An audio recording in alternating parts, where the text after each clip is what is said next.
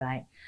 I think the very first step is who are the adults in the system and how do we support the adults in the system.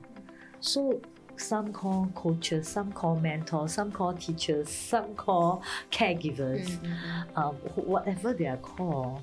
I think there needs to be a certain concerted effort to help hold some standards and expectations again, and therefore bringing that level of growth and development, right, to these individuals, right, in that system.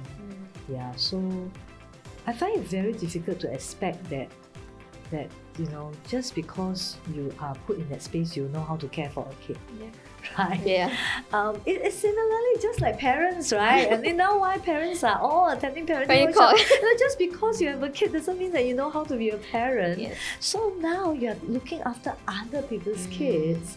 How much can you contribute, right, to that few hours that you interact with the kids?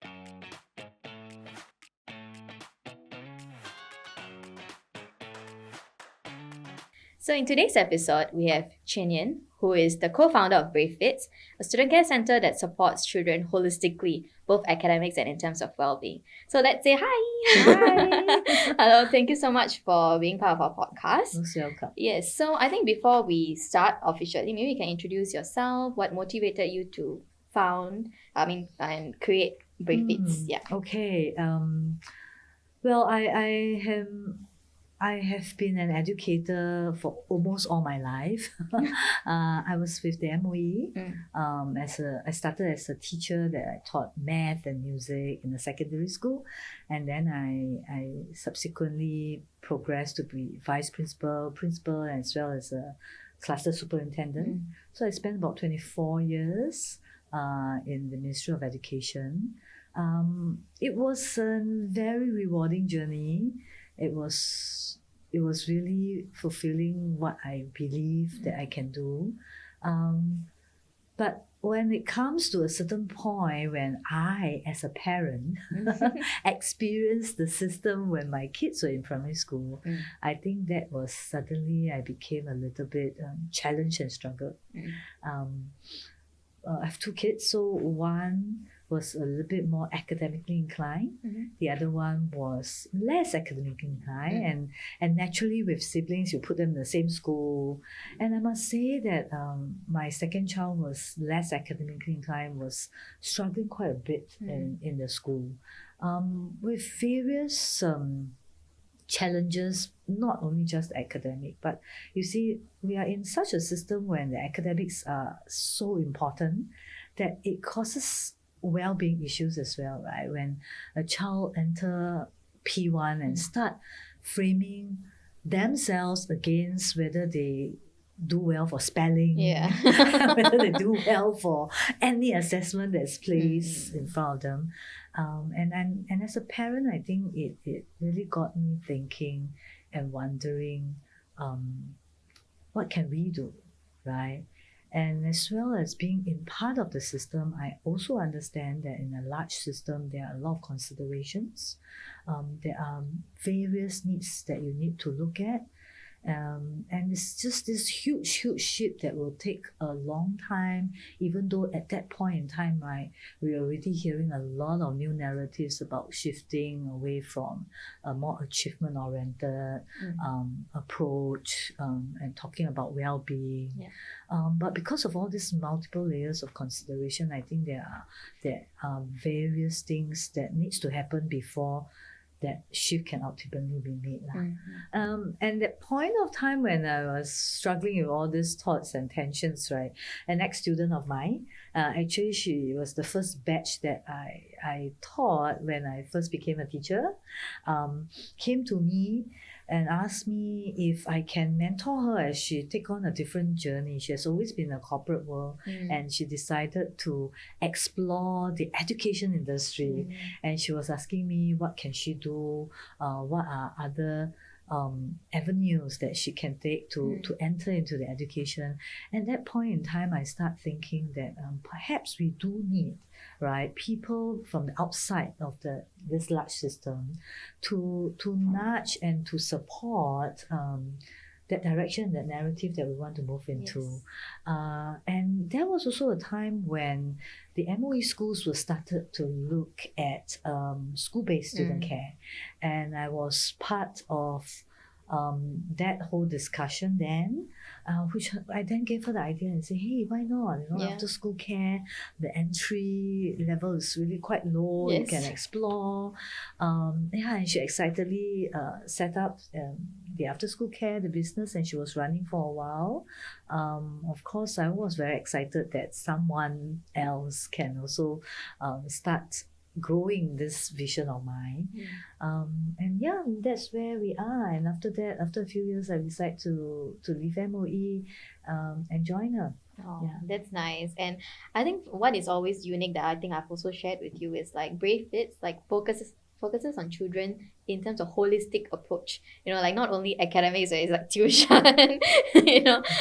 So what made you to take that holistic approach, and where do you feel like Brave Fit is unique compared to the other student care centers? I think definitely.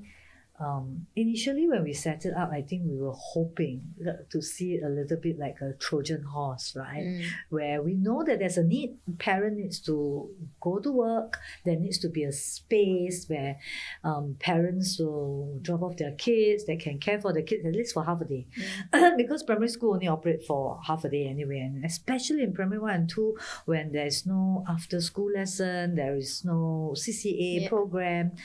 So there is a need. But in that space, we also have a diverse range of different student care.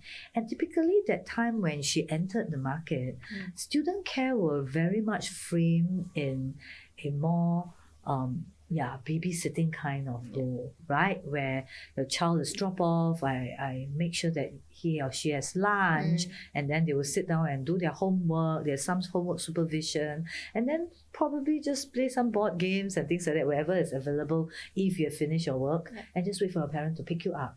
But we thought that the opportunity was there to use that space to help enhance some learning that the children could be involved in. Although MOE schools are talking about their CCE curriculum, talking about well-being as well, but compared to MOE school setting where the academic learning is still so much important, the amount of time that children engage in learning about self-awareness, self-management, relationship building, it's still in a way quite limited, right? And therefore we hope that we create that space where we can facilitate a little bit more deepening of that belief, the learning, picking up some skills, or even help to reshape, right, the minds of children as well as parents, right? And to say that besides the 6 years when you are just seeing the PSLE is the ultimate goal, right? To really enjoy growing up. And hoping that in that process we help to develop some skills as well as confidence, as well as identity, so that they can use that as a resource to overcome the challenges of a highly competitive system. Of course, I think also because I feel after school care, the centers, they play a very crucial role when it comes to student well-being, because the kids are there for another 4-5 hours, right? So there's such a huge opportunity to build with them. So I want to hear your perspective, like how important, or where do you see like after school care centers playing a part when it comes to student well-being, right?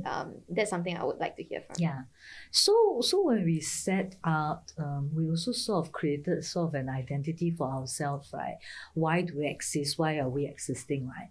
We always have this saying that it takes a village to raise a child, right?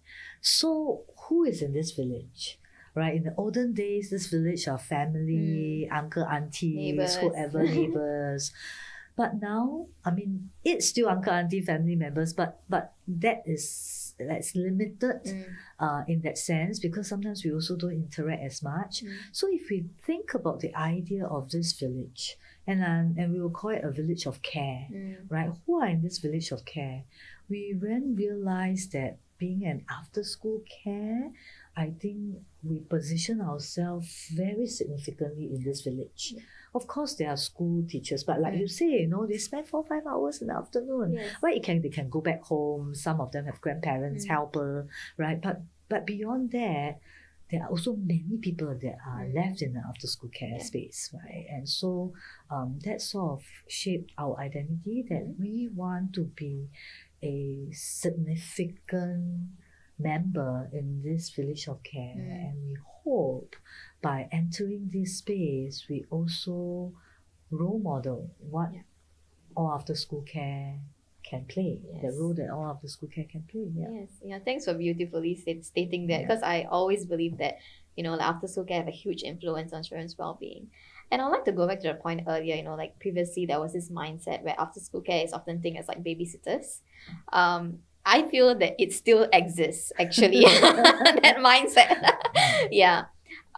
In your opinion, do you feel that some of them still have this misconception that after school care means they just take care of basic needs rather than I don't need to take care of the well-being? So do you feel like this mindset still exists? I think definitely, like I say, currently what we see is a whole range of after school care, right? And fundamentally, that's where after school care started, just to care for your kid, right? Have a space to go to, they are safe, they are not loitering around until parents pick them up. So I must say that in some parents' mind, that is an option versus putting them at home. If you have some people at home, grandparents, helper, like I mentioned, and if you don't have, it seems to be like the other option. And in their mind is, I just need to make sure that my kids is kept safe, fed, and when I pick them up, they are safe. Of course, it's an additional advantage if they finish their school homework. So I don't need to spend my evenings with them, breathing down each other's neck to finish the homework. So I would say in most parents, regular parents' mind, that babysitting role still exists, and it's a very practical role. And I hope that shifts as well, right? Because I think if that shift happens and as more student care centers are adopting the model of Brave Fits, I think it really can create a whole impact in the space. I'm also just curious, was it intentional not to start a school-based student care? Is it because you mentioned the com-based, right? I'm just curious. Yes, I think at the initial start we are very mindful for that, because it was also at the beginning of where school started to carry that policy that every school should have a school-based student care. And I must say that space was still exploratory, right? And the existing vendors that are doing all the after-school care in the school base are also limited with that kind of thinking of possibilities.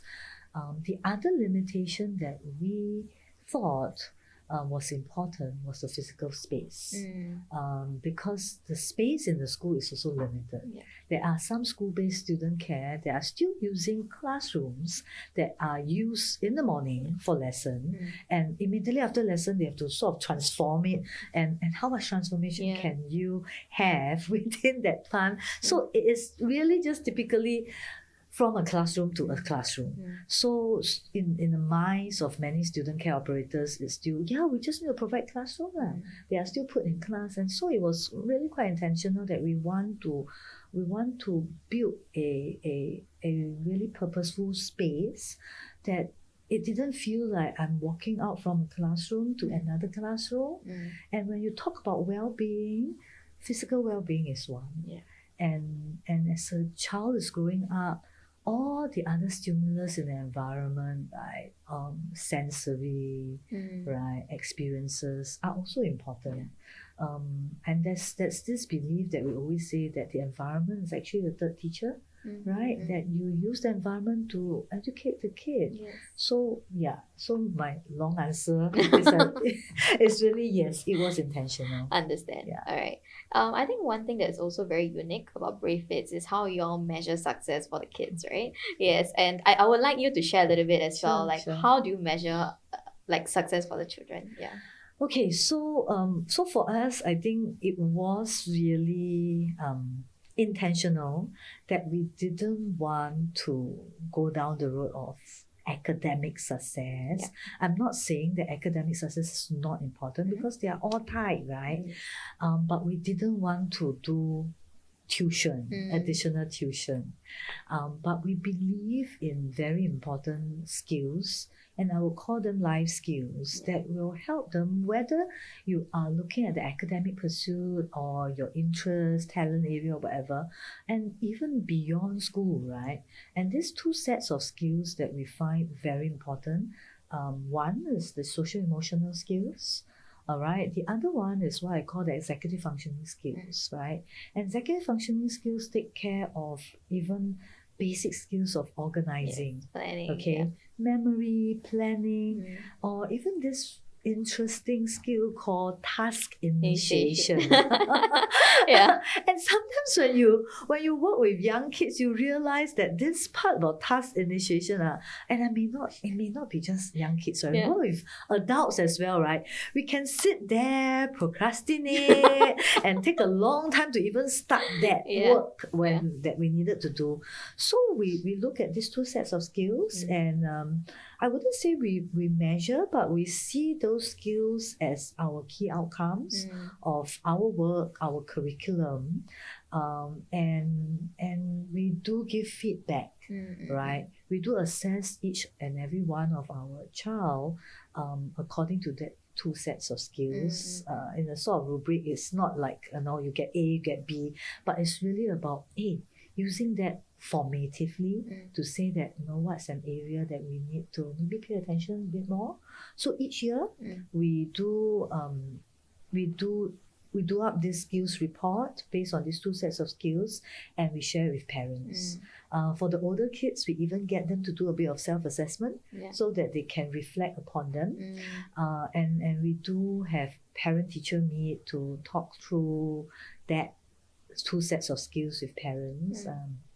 I do an online session with parents to share with them what these two sets of skills mean, and we work together to how to continue to build these two sets of skills, which are really, really important. Another one that we look at success for ourselves is really the children's well-being. Right, and we have a well-being survey that we administer to our children.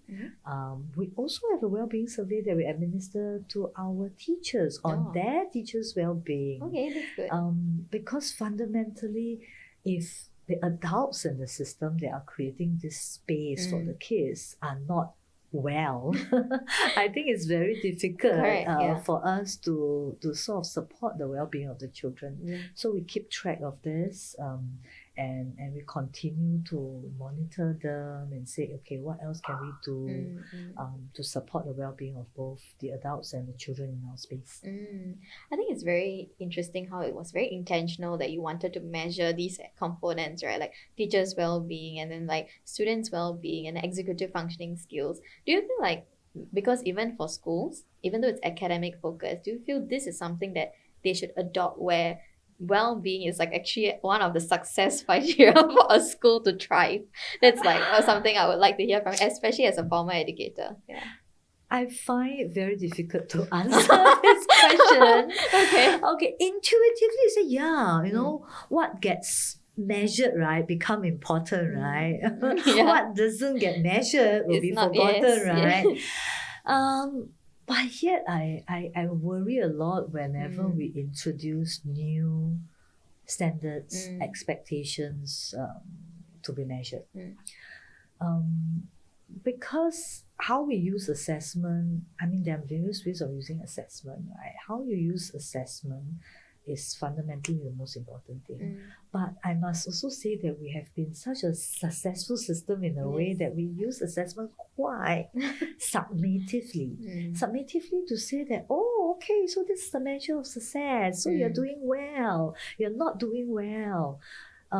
Which is why I say that we have these measures, but we really want to use it more formatively, as in how does it inform you of your approaches, rather than saying that this is your report book, right? And And that is just one data, one picture. Once we introduce it and say that this is part of your report card, our behavior patterns change. We will work towards, looking for ways to just succeed and do well in that measure. And I'm not sure if it will run contrary to the belief of well-being in the first place. That's an interesting perspective that I didn't have before. So I would say, I don't know how to answer you. Is it a yes? Is it a no? Well, it's something for us to just ponder upon. I think it can be a yes, but I think we need to guide and be clear why we are doing it. Yes, definitely. Yeah, thanks for also clarifying that aspect, because like we even previously we did kind of come across that kids are having like overload of like doing surveys, multiple surveys. Exactly. Yeah, so whether that like hinders their well-being is another topic. In our perspective, we feel like the after-school care space is often overlooked, right? When it comes to like, as a player, when it comes to students' well-being, or even treated as on par, especially school-based student care centers, right?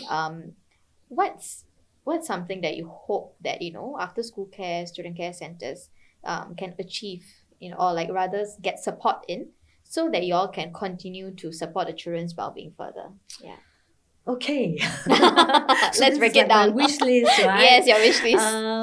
Well, I think currently the situation in after school care is there isn't really sort of an authority that is looking into the standards, looking into the needs.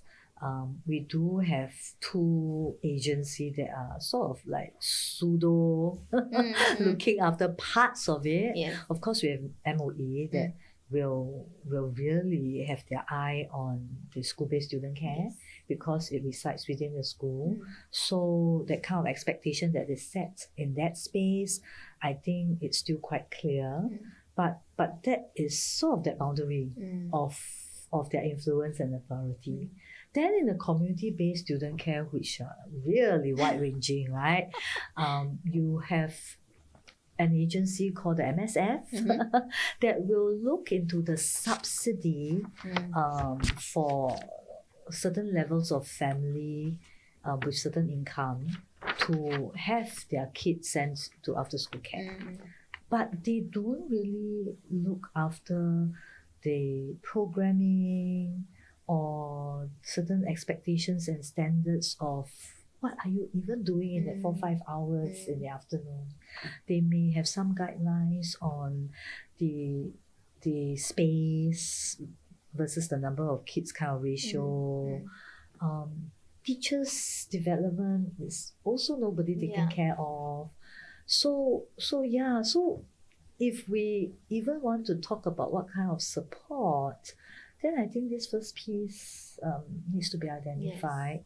Whether there is a common standards, expectations, and to even articulate that an after-school care space needs to take care of the well-being of the kid. Yes, agreed. as number one, right? Yes, yeah. So I think I won't even start saying that what are the multiple things that we can do, but to even as a community to say that, to identify that, because in many parents' mind they may not even think about that at this point in time, right? And so you have after school care that takes care of academic pursuit. Okay, they will give you additional tuition, they may take care of certain enrichment program, coding, whatever, but these are also specific to the areas that they want to take care of, right? So even an overarching framework to say that, these are certain expectations that we have of after school care. That's not happening, right? I do see this as similar to earlier days when preschool was also not so much regulated, right? So now with setting up of an agency itself like ACTA to look after preschool, there could be a certain framework, a certain sets of standards and expectations. And to me, I feel that could be the first steps that we Yes. may want to start thinking about. Definitely. Yeah. Yeah. I think in our earlier conversation, we even talked about acknowledging the fact that this is an issue. Yeah. Yeah. So we hope that, like as a community, we acknowledge that actually, hey, actually, this is a Yeah. existing problem and we Yeah. need to address it, Yeah, I think that's something that's quite important. I want to ask you, like in terms of the student care center space, right? What are some, let's say in the next 5 years, okay, what are some improvements that you hope? I mean, apart from like a regulatory board, maybe, and standard of practice, etc. What is some things that you hope that the student care ecosystem can improve on? Yeah. Okay. I think the other big piece, before I even talk about curriculum, because I think curriculum may not be understood similarly across student care as well. And to some student care, they may not even think about curriculum, Yeah. right? I think the very first step is, who are the adults in the system? And how do we support the adults in the system? So some call coaches, some call mentors, some call teachers, some call caregivers. Whatever they are called, I think there needs to be a certain concerted effort to help hold some standards and expectations again, and therefore bringing that level of growth and development, right, to these individuals, right, in that system. Yeah, so I find it very difficult to expect that just because you are put in that space, you know how to care for a kid. Yeah. Right? Yeah. It's similarly just like parents, right? And you know why parents are all attending parenting workshops? Just because you have a kid doesn't mean that you know how to be a parent. Yes. So now you're looking after other people's kids. How much can you contribute, right, to that few hours that you interact with the kids? It's quite powerful and significant. So perhaps this is the first piece. I know that there are some educational institutions that started some program, workshops and things like that. But yet, it is a big question if most of our after-school care are profit-driven, right? Is there a need to pay to grow their teachers, to develop their teachers, when they are still able to have the number of students that they want to have? Right? So yeah, when you leave it up to the free market sources, right, it may or may not be possible. And that's why it may still somehow look back into some regulation, some expectations to be set at a more government level, perhaps. The other one I would say is the physical space. Okay. So in our space at Brave-Fits, we really, I must say, have quite a considerable space for children to move around, to play, to interact, right?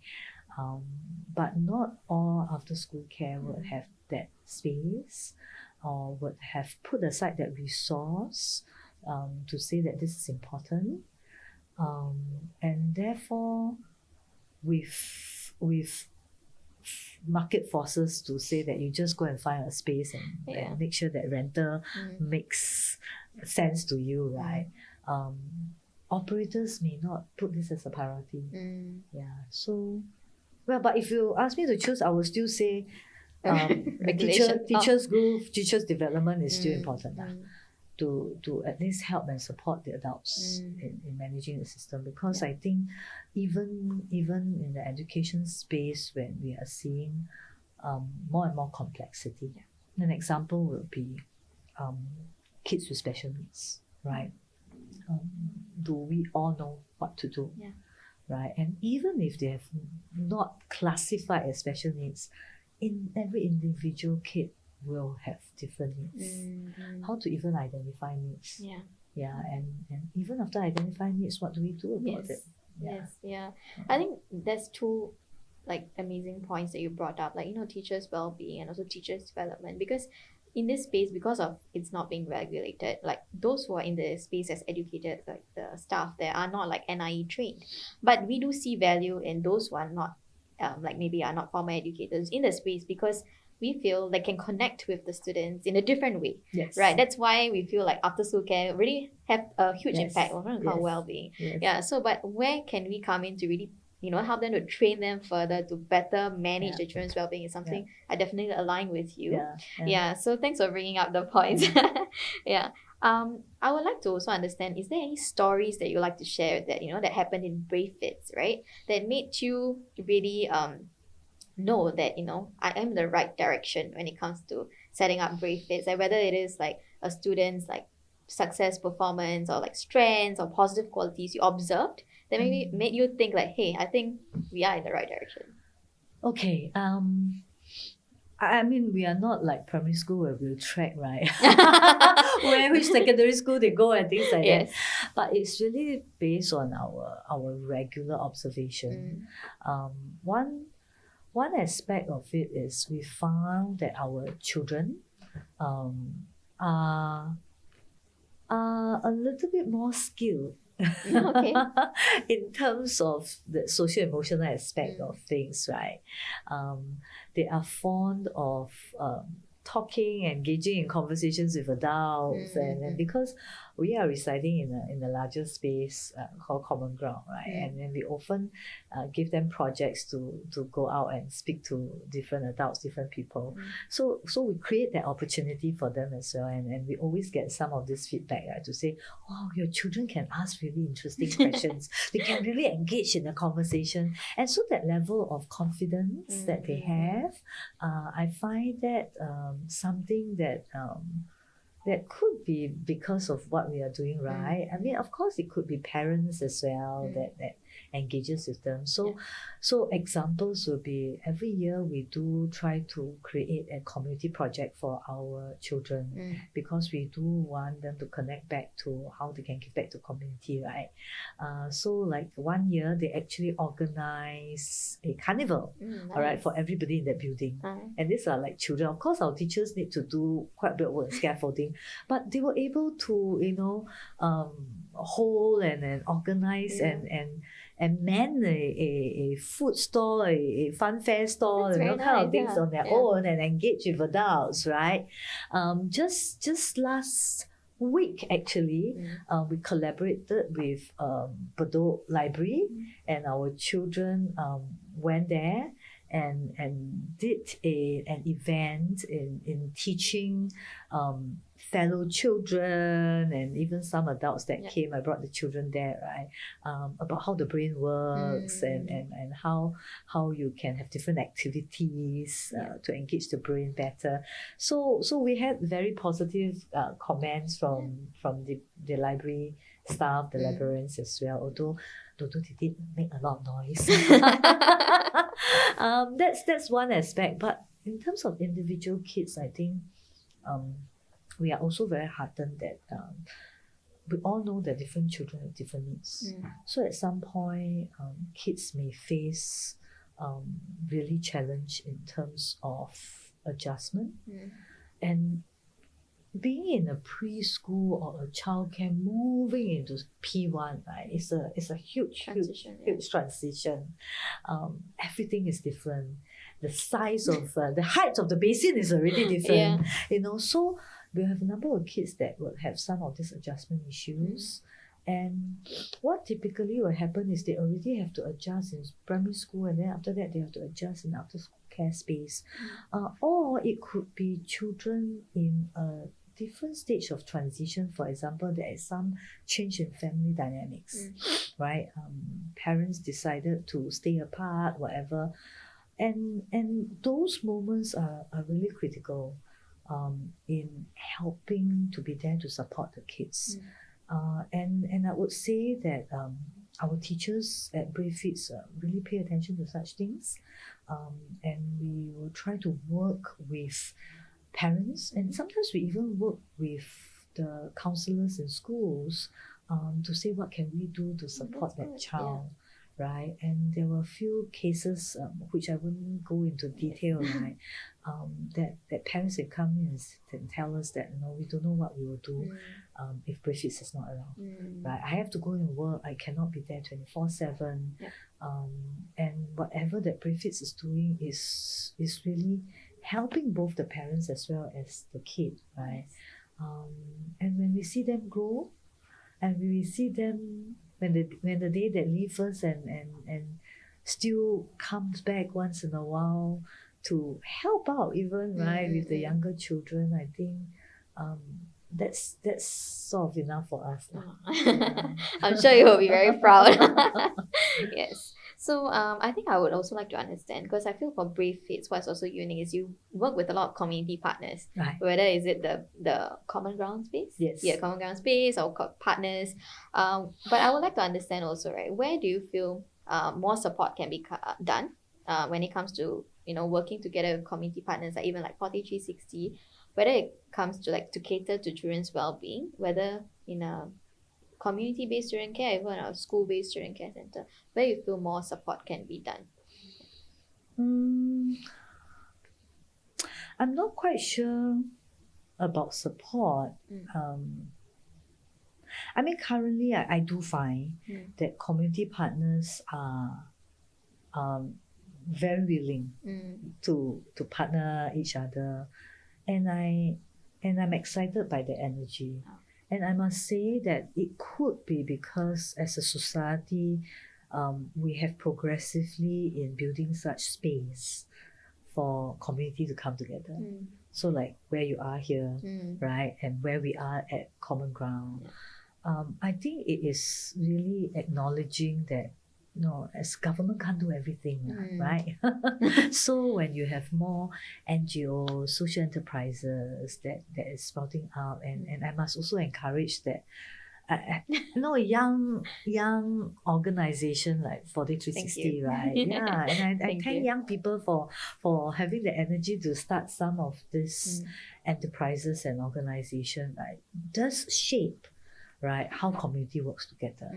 Of course, we can say that we wait for funding, whatever, right? But I guess when you talk about working with community, it just takes 1-2 individuals to say, hey, hi, we can collaborate, right? And of course, after this, I'm more than happy to discuss, right, how we can work together. Yeah, that's a good time. When we see that there is common goal, right? And that create a little bit more of the abundance mindset, rather to say that, you are doing this, I'm doing this, we can't cross that boundary. So many of our partners that we work with, it started off like this and say, hey, oh, you are doing this, oh, I'm doing that. Shall we do this together? Let's start small and say, hey, we can do something. Yes. Yeah, and we are always trying to look out for that opportunity and that resource in the community. Yeah. Okay. So I don't know what support, but perhaps more of such spaces when we can start to know each other. Yeah, initial conversations, right? You never know. To initiate conversation, right? To bring communities together. I think that would be very helpful. Okay, that's lovely. Yeah, I think my last question to you is, what's your vision for Brave Fits? And also, what's your vision when it comes to the after-school care space in Singapore? Like, where do you feel it should position itself moving forward? Two big questions, but yeah, we'd love to hear that. I mean, for Brave Fits, although we've been operating for a few years, I must say that we are still challenged by the day-to-day operation and things like that. So I think my partner and I were also looking at how can we maybe pivot from what we are doing, right, to something else, to supporting other people perhaps.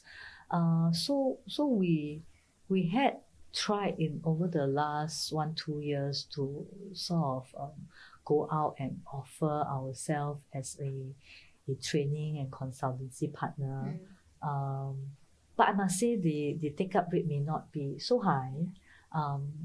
For various reasons, which I am not going to go into detail about that. So perhaps that to us is one way, because ultimately when we run one student care, it's limited by the number of children that we can take in. So So like what you are doing at Forte360 to come up with a curriculum and then share with others, you will realize that you can then impact more people. Perhaps maybe in a space of training other teachers or sharing our practices as a model, right, for other after school care to consider, or other spaces that works with children. Yeah, so that's one. In the whole after school care space, I do still wish, right, that there will be a clearer direction, a clearer mandate to say what really is this space for. And really to push it beyond just babysitting, homework supervision, because there is really so much opportunity in that space. Our teachers sit and eat lunch with them, spend the whole afternoon with them. It's another family. It's another family, and it is really that significant amount of time that they spend with each other and spend with the adults in the system. And I think that opportunity, although in schools, right, when we're struggling, no time, right? The time is there now, right? The after school space, right? Can we really make good use of it? Yes. Agree. Totally agree with you. So thank you so much for having this conversation. For me, I always have a very strong heart in the after school care space, actually, because I know the impact that it can do when it comes to children's well-being. And I always tell the people around me about Brave Fits as well, because I think you guys are doing amazing job when it comes to taking care of the students after school, especially on their well-being, and together with other things as well. So thank you so much for joining us, and hope to see everyone in the next episode. Thank you for the lovely conversation too. Thank you. Thank you.